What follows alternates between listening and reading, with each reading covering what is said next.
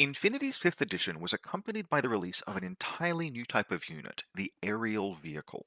Designed to represent drones and jet bikes, these flying units were arguably underdesigned at first, or at least fairly conservatively satted and costed, but with the release of the October 2025 update to N5, have seen a significant number of adjustments and improvements that have really pushed them into, if not the spotlight, then certainly a viable, dangerous, and threatening unit category across the board. As such, with the newfound potential prominence of flyers, in this video we'll be talking about them. We'll talk about how airborne vehicles in Infinity work, what are their strengths, their limitations, and their application in a game, before going and discussing each flyer in depth, ranking them from worst to best in the context of their factions. Now, that comes with two really important caveats. The first is that as of the October 2025 update, every flyer in the game is at least viable in some lists, and most are actually quite good. Even the lowest ranked flyer in this list still has some really interesting and really unique applications and does things that effectively no other model in the game can do. The other important caveat is that last bit there about in the context of their factions. We are not evaluating these things just on rate. No unit appears in a vacuum, and so how high or low we rate a model here is contingent entirely on what it adds to the faction that it's been included in. We'll be ranking vehicles higher if they add more to their faction, even if perhaps you might make the argument that the stats, points cost, and general rules construction of the vehicle might be worse than others. If they are more valuable or important in their faction, they will be ranked higher, so bear that in mind. I'm sure, as this is a ranking, that there will still be plenty for people to disagree with, but before all the Panoshianian players get mad that I didn't rank the Redeye number 1, definitely stop and take the time to consider what competes with it and how it sits in the context of its faction, rather than simply looking at the numbers that contribute to its profile, which admittedly are quite good. So how do vehicles play in Infinity N5? There are a number of really defining characteristics that produce overall what we would call a high-risk, high-reward unit. And that reward starts with their incredible mobility. Nothing in the game moves quite like a vehicle, who all have 8-2 move and super jump jet propulsion and extra jump distance. This means that every time you declare the short skill move super jump as the first short skill of the order, that vehicle is going to move 11 inches with perfect three-dimensional movement. And this has a number of effects that are really significant, and the two that I would argue are most significant are the effect of vertical mobility and the effect of what we might call that long leash with a single short skill. The vertical mobility one is probably the easier of the two to understand in terms of the impact it has on the game. A vehicle is silhouette 7, which in old money is 2.6 something inches tall, and it can move as part of a super jump 5.5 inches up and 5.5 inches back down. That means it can take a shot from 7.1 and a bit inches above the table surface that it's standing on, which means it can perform plunging fire downward onto models that you otherwise just might not be able to get visibility to. A very common example of a type of terrain that exists in Infinity is the building with the rooftop with the ramparts around the rooftop, so that models that can go prone can hide behind them and be generally safe unless something gets up onto the rooftop with them. Aerial vehicles entirely subvert that, and it's very common for most buildings with ramparts on their rooftops to not have ramparts that are high enough to protect from that kind of plunging fire. And this means that vehicles, if they're positioned correctly, have to expose themselves enormously, because if you are going that high to see things, it's very likely that things can see you, but they can take shots against targets that no other model could. And the second thing about that amount of distance that they cover in a short skill is that it lets them get a lot out of even a single order.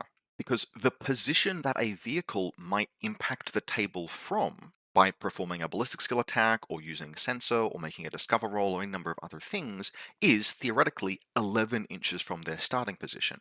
That is an enormous amount of board space that a vehicle can influence the table from, even from a relatively conservative starting position. And you will often find that vehicles have to be in relatively conservative starting positions, because as much as they are high reward regiments, they are high risk regiments as well. Their vulnerabilities are significant. Vehicles are silhouette 7, which is very large, that's the size of a tag, and they all have the no cover rule. This means that even with the absolute spate of defensive abilities that they have, mimetism is extremely common, ballistic skill attack -3 is extremely common, they are all multi-wound, most of them have at least moderate armor. Because they can't take cover, they are very vulnerable. All of their defensive rules have some kind of mechanical counter in the game, be it a visor or warhorse, and because of the sheer size of them as a unit, there will very frequently only be so many places on the table that they can be put where they're safely in total cover against the enemy. And so a significant portion of effectively playing vehicles is understanding how to defend them, either how to get them to defend themselves, because some of them do have defensive rules that can keep them somewhat alive during the reactive turn, or how to pull them back to a position where they are just safely in total cover, and prioritizing them both in terms of order and board position to be in those positions that enable them to be safe. Finally, they have just a couple of unique rules. They aren't ever touch anything on the table. They can't be in melee, they can't interact with scenario elements, and they can't be in contact with an engineer. Now, being immune to melee is a fairly good boon for all of these things. Not being able to do anything that involves interacting with scenarios does make them unable to contribute to scenarios that do things like require pulling back a beacon or a prototype. But the big issue there is that if they are vulnerable to hacking, and vehicles are all hackable, the only way to recover them from a hacking state is with a gizmo kit. They do have a rule called tech recovery, which lets a gizmo kit be used on them to remove states that an engineer would otherwise remove by performing the engineer skill. But having to fire off that gizmo kit, even though it can be done from a certain range, is usually a less reliable attempt for many engineers than actually making the willpower roll. And so those vulnerabilities, the Silhouette 7, the no cover, and the vulnerability to hacking are what introduces the high risk to accompany the high reward that comes from their massive mobility, usually quite solid firepower, and long leash on a per move basis, which overall makes them a fascinating regiment to play, particularly since the October 2025 update. Every vehicle promises something interesting, and they are now all just about costed at a point where that high risk, high reward is tolerable even for more conservative players. Because if there is one thing that Infinity really rewards, it's learning how to use regiments that have a truly unique value proposition in the game. And so, with that summary of aerial vehicle play done, let's start talking about every aerial vehicle in detail. And so we begin at number 8, because something had to come in at number 8, with the Feiquan Imperial Tactical Wing. I am almost certainly mispronouncing that, and I do not apologize. Now, the Imperial Tactical Wing is in many respects a very standard vehicle, but it has some things that make it an interesting and unusual outlier. The things about it that are fairly standard: Armor 3, BTS 3, those are on the low end from Flyer stats perspective, but they do give it 2 wounds, and Armor 3 offers it at least a 50% chance of spanging some of the lowest damage guns in the game. But when we look at Armor 3, we really do see, hey, Flyers are fragile. Yes, this thing is 2 wounds, but if this thing takes a hit, that armor value will only carry it as far as if it were a 0 armor heavy infantryman in cover.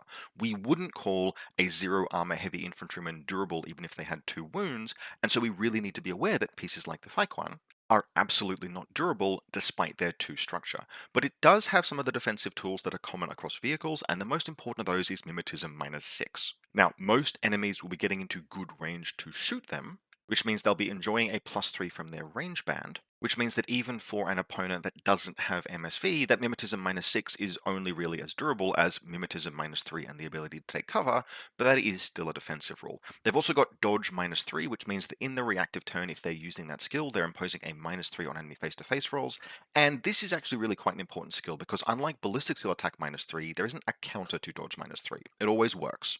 And so you can always apply at least some modifier to the enemy when you're the target of a ballistic skill attack during the reactive turn, even if 2 or 3 hits getting through are usually enough to down this vehicle.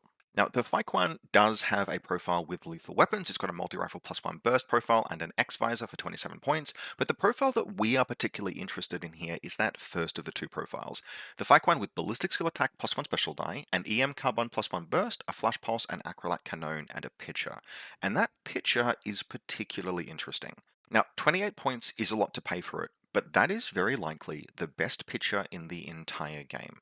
It's going to be rolling 2 dice on 13s, which means that even at extreme long range, you have 2 shots at a 7 to land the hit, and you can fire that twice before you need to reload, which across 2 orders gives you very good ability to land at least 1 pitcher down, and 1 is usually all you need. Now, being Ballistic Skill 13 with 1 special die is not alone what makes it the best pitcher. What makes it the best pitcher in the game is that it combines that in a really unique way with that long leash and plunging fire vertical mobility that is common to vehicles. under normal circumstances, landing a picture requires being able to see a horizontal space on the table where you can place it. Okay, that's fine. It's usually not too hard to get that. But when you can perform plunging fire with such a huge degree of mobility on a per skill basis, you can genuinely get pictures down basically wherever on the table you might possibly want them to. There is almost no way to use distance or deep buildings or multiple layers of cover to protect against this kind of picture assault in the way that you might against a footborne one, and all of the factions that the Feiquan is in have at least some access to good quality killer hackers, whether it's the Zensha KHD in Yuqing or the Deva KHD in Imperial service. There are ways that you can capitalize on this, or just by hacking the enemy, using Carbonites or Oblivions or making guided attacks, and that's really interesting. Now, the problem, of course, with this profile is that that's kind of it. That's the value proposition for 28 points, because it otherwise does not have a lethal weapon. Now, I absolutely don't mind EM carbines, and it's a burst 3+1 special die EM carbine, but it's just EM. It's just a flash pulse. It's just an acrolat cannon. This is a regiment where it is literally impossible for it to kill an enemy unit, and so you are paying those 28 points basically just for pure utility. Now, the Feiquan is absolutely saved by the fact that the pure utility is very high. You've got a sensor, you've got those electromagnetic weapons. The special die makes it mildly irritating to try and engage in reactive turn, although it would be much better if it go into suppressive fire. It can't. But if you are choosing to take this regiment, it should absolutely, in the first instance, be because of all of the interesting options that open up with that picture play, and then only secondly after that for any of the other incidental utility that it offers. That is maybe a bridge too far at 28 points in many lists, but there will be some lists where that has play, and I am totally unwilling to write off a regiment that can do such an interesting and unique thing, particularly in a faction like Vanilla Yuqing that otherwise kind of has to just raw dog single dice 13s for its pitches, which puts you in a place where you hit a failure state slightly more often than you would like. A very, very interesting regiment, albeit coming in at number 8 on our list of flyers. Coming in at number 7 is the Nomad vehicle, the Go-Pod. Now, the Go-Pod is by no means bad, and on release it was very reasonably reckoned among the best of vehicles, and because on release it absolutely was. The Go-Pod, however, has not really been the recipient of much in the way of changes because it didn't really need any, and it absolutely in its current state showcases both the strength and weaknesses of vehicles. Now, either of these profiles could feasibly be taken, but my personal preferred profile is the Ballistic Skill Attack SR-1 Heavy Rocket Launcher and AP Submachine Gun profile. Both of those guns benefit quite nicely from its native Ballistic Skill Attack +1 burst. And at 32 points for the total package, it is relatively affordable, although the SWC cost can be a little tricky to bear in some Nomad lists. The peripheral is the real selling point here. Ideally moving forward to engage at chain colt range, but even at longer range you do have a willpower 13 flash pulse, which can make things like suppressing enemy total reaction bots surprisingly viable, even with just a burst 3 ballistic skill 13 effective mim -3 gun.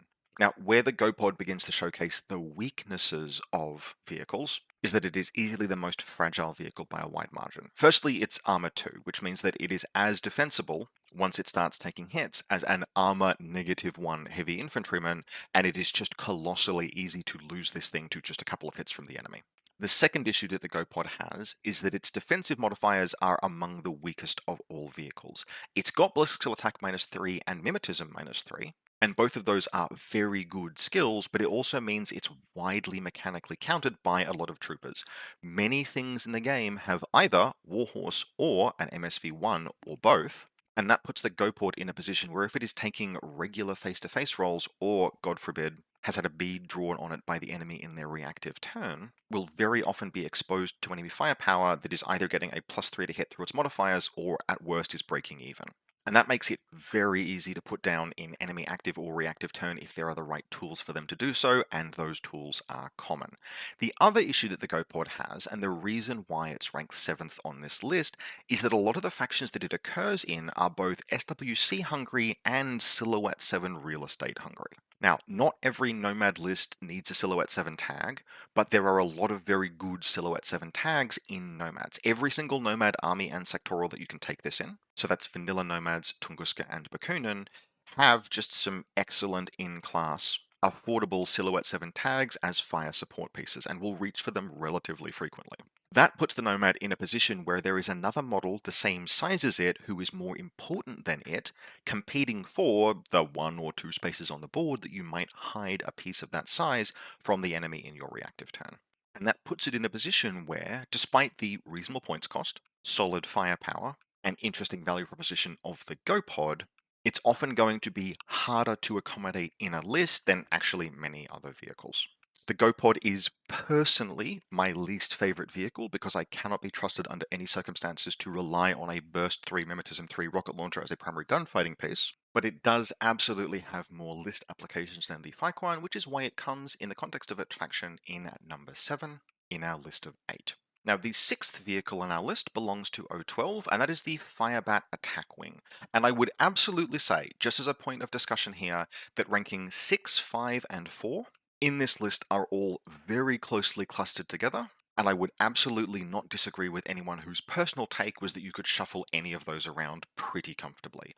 I'm bringing the Firebat in at number 6, but I absolutely want to make the point that these next 3 are just about a 3-way tie. Now, the Firebat of all vehicles is one of the ones that has most benefited from its October 2025 upgrade package. It picked up a suite of small upgrades, but the most important 2 rules that were added to it are Ballistic Skill Attack +1 Special Die and NCO, and both of those are very valuable and help bring it into its own as a vehicle. Now, there are a number of things that are going for the Firebat. The first is that no matter which profile you take, my personal preference is for the 36-point APSMG Thunderbolt and Light Rocket Launcher profile. It is a 0 SWC gunfighter in factions that can be a little SWC hungry at times. That ranged package of weapons also means that it is entirely capable at all ranges. You have the submachine gun for fighting within 8, the light rocket launcher for fighting from 8 to 24, and then the Thunderbolt for fighting from 16 to 32, but a Thunderbolt even has a 0 range band beyond that. The fact that it's Ballistic Skill Attack +1 Special Die also means that it's not too easy to bring down in reactive turn, and it's especially good because it has a suppressive fire capable weapon on both profiles, and if it goes into suppressive fire, it benefits from that +1 Special Die, I believe, in addition to imposing the suppressive fire modifier and its mimetism on anyone that might be trying to draw a bead on it. And because it has NCO, you will often have the order spare to put it into suppressive fire. In fact, if you're running it in Torchlight Brigade, where there is a 17-point +1 Lieutenant Order Raveneye profile, which, by the way, would be a much, much better profile if they just got rid of the Hollow Mask and made it into a 16-point Raveneye +1 Lieutenant Order profile, so that it is not telegraphed to your opponents, it is still a +1 Order Lieutenant profile, which you can use with the Firebat to reposition and go into suppressive fire every turn, even if no other use of those orders presents themselves. That makes the Firebat one of the few vehicles basically anywhere in this list that can actually kind of transition into a defensive emplacement, and if it does that, in a very significant sense, you are mitigating one of the largest weaknesses of vehicles, and that's really cool. Now, to be fair, in terms of downsides of the Firebat, there are some limitations on its offensive output. It is just Ballistic Skill 13, and the fact that it's mostly relying on Burst 2 +1 Special Dice guns means that its offensive output is not stratospheric. Now, there is only so much we can ask for a 0 SWC 36-point model, but it is something that you need to be aware of. If you're fielding one of these, you need to kind of be aware that you're mostly going to be using this to punch down into more vulnerable enemy troops, rather than in any respect trying to fight against something in its points bracket or, God forbid, a higher weight class. Still a very interesting piece. The very first vehicle to be released, and one that I expect to see finding its way into lists in just about all of the factions it can play in.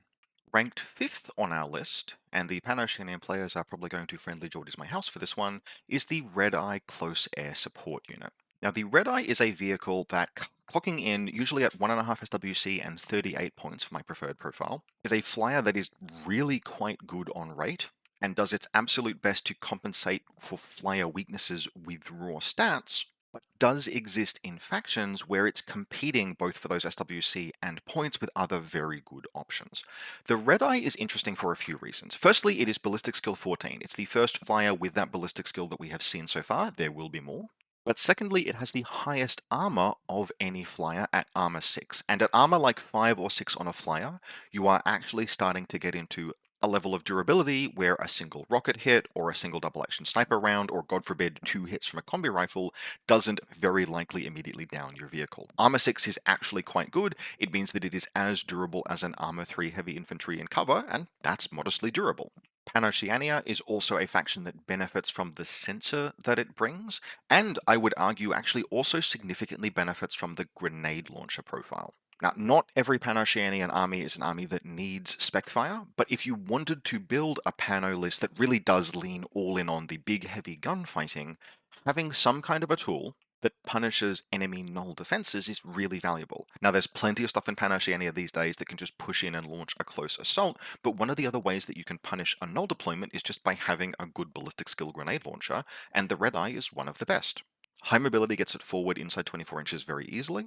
Ballistic skill 14 means it lands those hit on 6s, and look, continuous damage is a little bit of a meme on a damage 7 weapon, but every now and again that will matter as well. It's not the primary reason you take the Redeye. The primary reason you take the Redeye is to do flyer things, to launch plunging fire and highly mobile attacks with that Spitfire, which if need be you can fork with the chain rifle, but having a secondary role helps ameliorate the fact that it is consuming a quarter of your SWC and a significant portion of your points. And that's ultimately where we run into the reason why the Redeye is really only ranked 5th on this list. The SWC cost in Pan-Oceania is very meaningful, and you are paying that 1.5 SWC just for a Spitfire. And despite the fact that we are currently in the darkest timeline where Pan-Oceania has some of the best visibility control in the game in several of its factions, it is nevertheless a faction where one of its main game plans is to use very big gun to do very big gun things. And by anyone's standards, but especially by the standards of Pan-Oceania, a Spitfire is not a very big gun.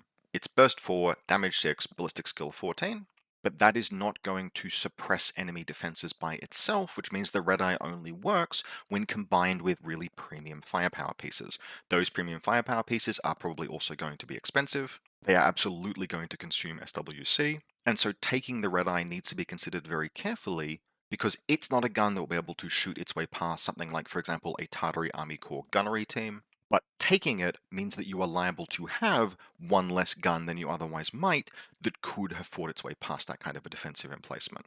The payoff can absolutely be very high, and the raw stats and especially armor of the Redeye are very valuable, but it's a piece that needs to be very judicious about its inclusion in lists, just because of the oxygen it sucks away from other really important pieces. If you can balance your list construction to include this thing without it being a meaningful opportunity cost, and often that will be because of the grenade launcher, it absolutely can excel. But the presence of that opportunity cost is why the Redeye sits in that number 6 through number 4 bracket. And clocking in at the top of that number 6, number 4 three-way tie bracket is the Haqqislam Haytham Aero-unit. This is another good archetypal, well-rounded flyer. It's doing a lot of the things that we have seen on flyers so far. It's only ballistic skill 13, but it has emitters -6, arm 3, BTS 6. My preferred profile is the one with the Red Fury Panzerfaust and AP Heavy Pistol +1 burst, which gives it good kind of offensive options at most range bands. Not as flexible as the Torchlight Firebat, for example, but generally more dangerous. Now, by itself, that would just be a well-rounded vehicle package, good use at kind of predatory plays, a little bit vulnerable in reactive turn, which it absolutely is. Where it gets particularly interesting is the addition of, well, ballistic skill attack continuous damage, which is cool, and the MSV1, which is really quite significant. MSV1 makes it kind of difficult to have the Haytham in a situation where it can't really connect on 13s or at least 10s with those dice that it's throwing, and sort of coincidentally makes it the best anti-flyer flyer in the game. Every flyer, bar one, is relying on mimetism to survive any kind of a gunfighting threat, and being able to ignore even 3 points of that mimetism, combined with a modest damage, continuous damage weapon, means that literally every single vehicle on this list we have seen so far, and the next one we'll look at after this, fears the existence of an active turn Haytham. Hiding a Silhouette 7 vehicle from another Silhouette 7 super jump vehicle is very, very difficult, and the Haytham will absolutely dogfight and put down almost any vehicle that it encounters. Now, where the Haytham is somewhat more limited is firstly that against more difficult to kill targets, it needs to close to short range. It needs to use those AP heavy pistols against anything that the armor of would defeat the Red Fury, and it is otherwise really just restricted purely to a gunfighting role. Something that we will see in every vehicle placed above the Haytham is that they have more utility than just gunfighting. There are multiple things that they can potentially do and multiple roles that they can potentially fill, or at minimum multiple lines of play that they can take, and the Haytham doesn't have those. It just does vehicle things and it does them very well. Finally, it exists in Haqqislam and Rama Task Force, and neither of those factions necessarily needs what it's doing. Vanilla Haqqislam doesn't quite have the active turn gunfighting mix to suppress enemy defensive regiments that would stall out the Haytham, and Rama Task Force is absolutely not hurting for high mobility pieces. Frankly, come to it, neither is Vanilla Haqqislam. And so, while the kind of genericness of the Haytham keeps it from reaching further up into this ranking list, it is still absolutely very solid. It is not hugely expensive, and it fits very well as a predatory fire support piece into basically any of the armies you can take it in. Totally fine, very solid. The overall mix is appealing to me, which is why it goes on number 4 in that tightly contested middle bracket, and it's a huge threat to every other flyer in the game bar 1, but it doesn't quite push up into ranks 3, 2, or 1.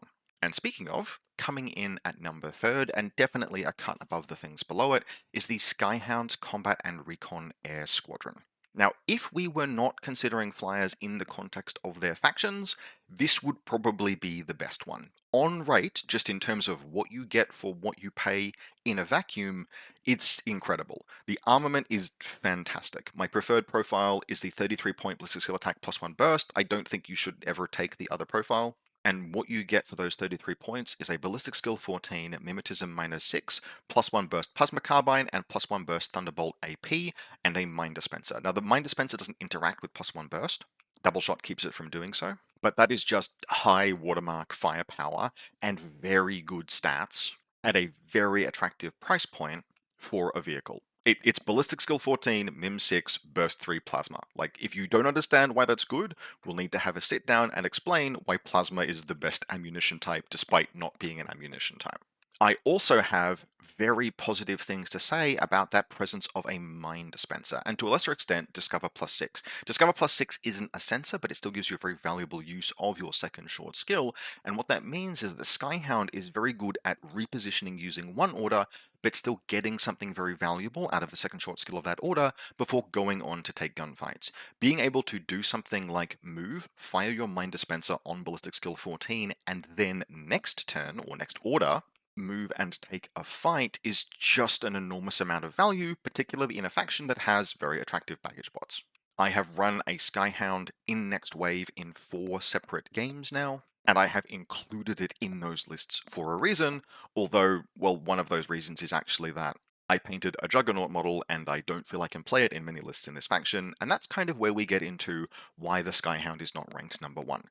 And the reason why it's not ranked number 1 is that it exists in Next Wave. Now, Next Wave as a faction is a topic that I will cover probably in future videos and discussed at some length during the recent 2025 tier list video. But in short, they are a faction that is subject to very significant design constraints, despite the existence of a plethora of awesome models like the Skyhound. They exist in a state which is kind of analogous to, although not as bad as, the Military Orders 2024 kind of state, pre their most recent update, where there is this interesting and appealing top end and even some kind of cool middleweight pieces, but just nothing at the low end that meaningfully supports that. Expensive low end pieces, a roster that bottoms out very quickly, and what that means is that in Next Wave lists, you are often going to just not have one of the capabilities that you would like, whether you had to give up on hacking, or you've had to give up on force reconstitution, or you've had to give up on just robustness of your troops,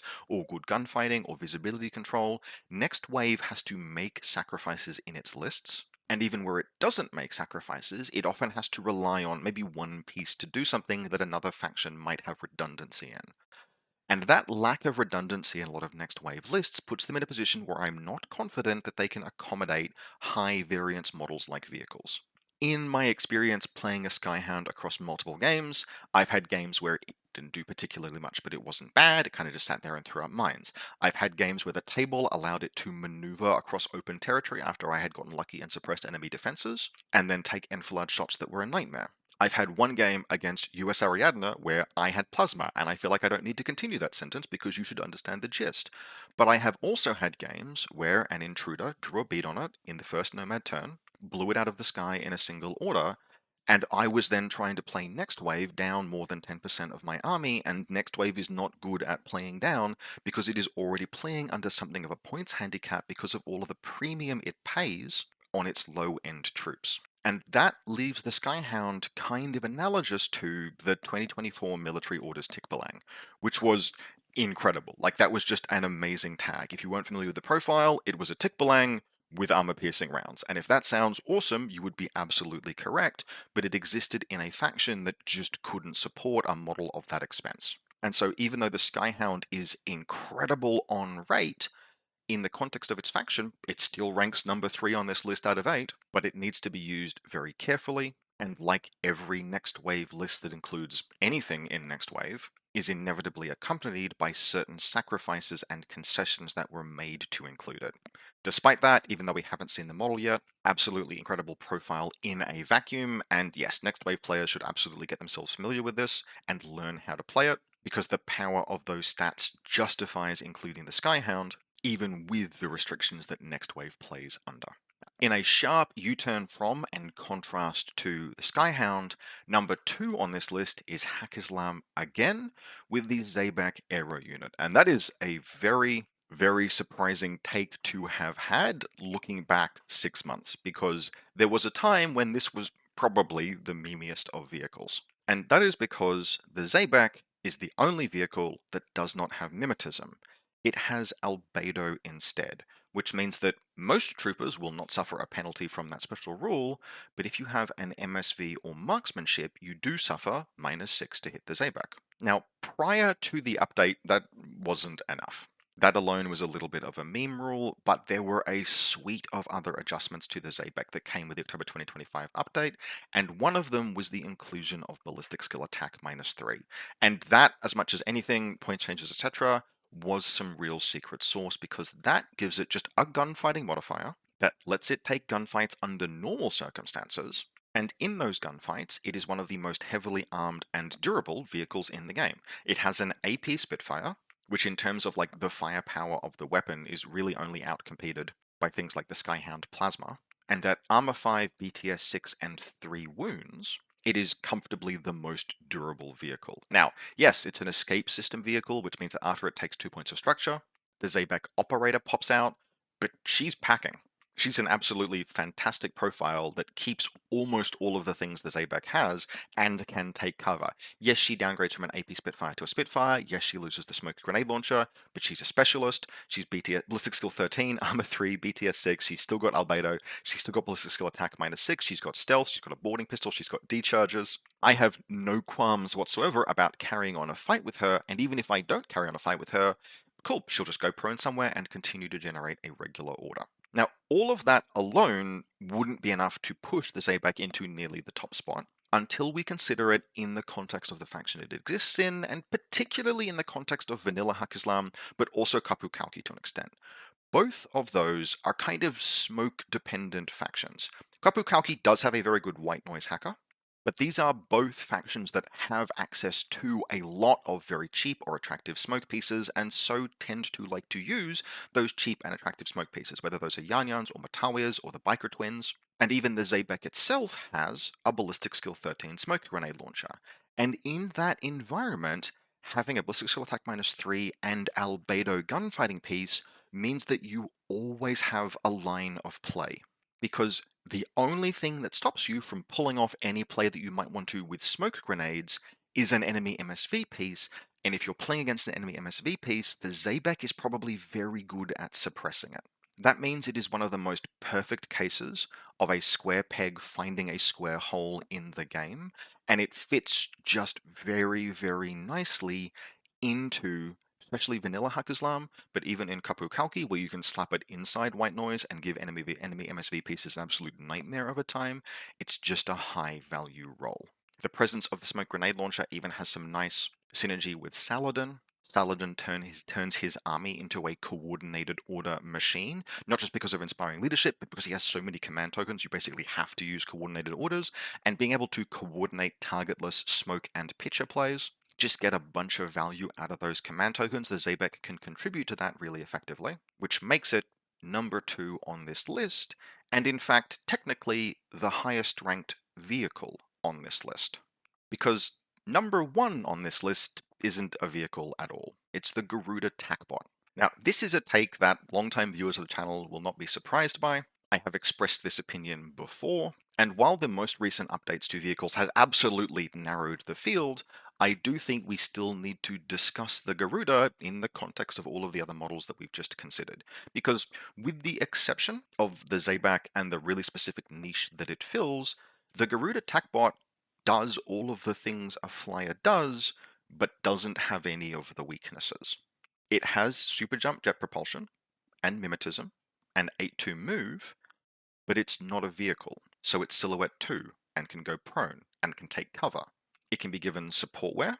It's a parachutist or combat jump model, which means it can just deploy itself in an ideal position. And even the 1.5 SWC 25-point Spitfire profile, which is really the profile we're talking about here, is cheaper than every model we've discussed so far. And while you absolutely would not want to use the Garuda unless you had to do things like suppress emplaced enemy defenses, in terms of doing all of the things that flyers are uniquely good at, it kind of just outperforms all of them. It is an impressive predator piece. It can walk on very near to the enemy backfield and spend an entire turn taking gunfights against pieces that just aren't positioned to defend against it.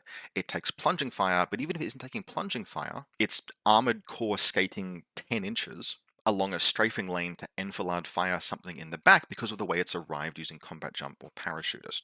The fact that it's fragile is a moot point, because in active turn you are only using it to take unfair punch down fights, and in reactive turn you're prone on a rooftop or nestled back into the deepest corner that you can find, because this isn't a Silhouette 7 model. The fact that it's Silhouette 2 is even extremely relevant in terms of positions that you can get to, because there are many pieces of terrain that you will see in this game that can accommodate a Silhouette 2 model landing on top of them, but not a Silhouette 7. And all of that collectively means that if you are playing a faction with access to Garuda Tacbots, you should seriously consider employing them in lists. They can be used in Aleph, Operation Subsection, or Neoterra, and I have written lists for all of those factions that include the Garuda. And in the context of this list, kind of let the fact that we've put this here at number 1 serve as a reminder that as cool and as interesting as vehicles are, super jump, jet propulsion, and a gun is the real secret source of all of these pieces. And even if you're playing a faction that doesn't have access to one of the profiles that we've seen here today that might be interesting, you will often find that there are things that are very close that can do much of the same dangerous work. Whether that's a piece like an Akal Commando, or a Rajik, or a Bokhtar, or a Rassiat Spitfire, or a Crusher. There are lots of profiles in the game that can give you a taste of vehicle power, even if, with maybe the exception of the Garuda Tacbot, mostly it's vehicles that will do it in the most extreme sense. And so that wraps up our Infinity Explained Aerial Vehicles Analysis and Ranking video, covering all 7 vehicles in the game and one mention that was honorable enough to come in at first place. Big thanks to all the channel members who voted for this topic. I put this one to a poll and it was a clear winner, and so I do hope that everyone who voted for this enjoyed the video. Putting video topics to a channel member vote is something I do intend to do a little bit more of going forward, as we have enough things now on the request list that I really do kind of need to triage a little bit. If you'd like to be able to vote on future topics or support this channel generally, you can do so by becoming a channel member on YouTube or by supporting me via the Buy Me a Coffee link in the video description below. Channel members can vote on future video topics, and I do take requests for video topics from channel members and supporters. Big thanks to everyone who has so far. Your support enables me to continue making these videos. We put Infinity videos out weekly. This video will be out slightly earlier this week because I have some travel coming up this weekend, as my wonderful brother is choosing to get married in Australia's second shittiest city, but I love him very much and it will be great to see him in the family regardless. For everyone else, we'll be back next week with more Infinity content, and so I hope very much that you've enjoyed this, and I'll see you next time.